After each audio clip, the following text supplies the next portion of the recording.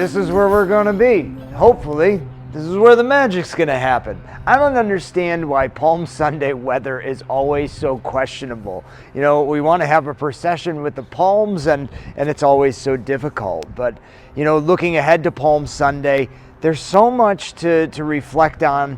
But what kind of brings it all together is the movement of the celebration itself through the readings, through the movement of Jesus' own life leading up to his passion, death, and resurrection. From the triumphant entry into Jerusalem where, you know, the crowds are waving palm branches and celebrating his arrival, the Messiah has come. You know, that's kind of how we enter into, you know, this time of prayer on Palm Sunday too. Like, we're excited. It's Holy Week. You know, spring is here, and, you know, I got something because I came to Mass. I got my palm, and then we enter in, and it gets serious pretty quick once we get into those readings. You know, the Lord has given me a well-trained tongue, that I may speak a word that will rouse the people, and the persecution that the prophet undergoes, and then ultimately we end with the Passion, and the rest of that Mass sometimes just seems so somber and solemn,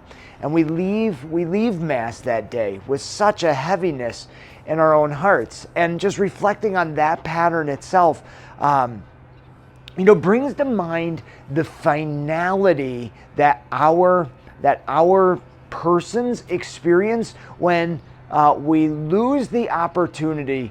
Maybe I'm giving you my whole homily or the beginnings of it. You know, it's the end of things.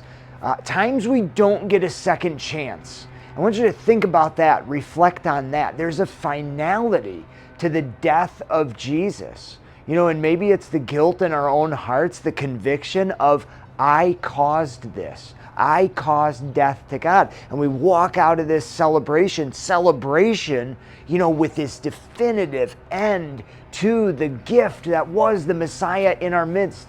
Given the gift, and we triumphantly celebrated his entry, and then we ended it. It's our own fault. You know, we did this to him.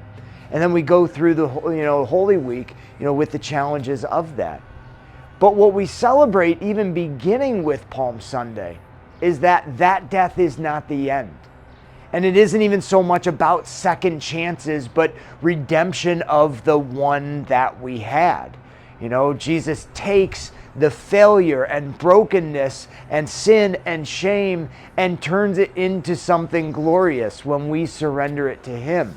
You know, in the midst of the somber heaviness and tone that we finish this celebration with, you know, we also need to have, you know, our eye on the resurrection and the transformation of this life and the death of this life that Jesus brings about. I do hope you'll join us for our Palm Sunday celebration, and I do hope the weather is good enough that we can have at least a little procession from the bell tower into this representation of Jerusalem in the church, and ultimately surrendering the whole of our lives and all that is broken in them. We might look forward to our celebration of the resurrection and the resurrection itself in the life to come.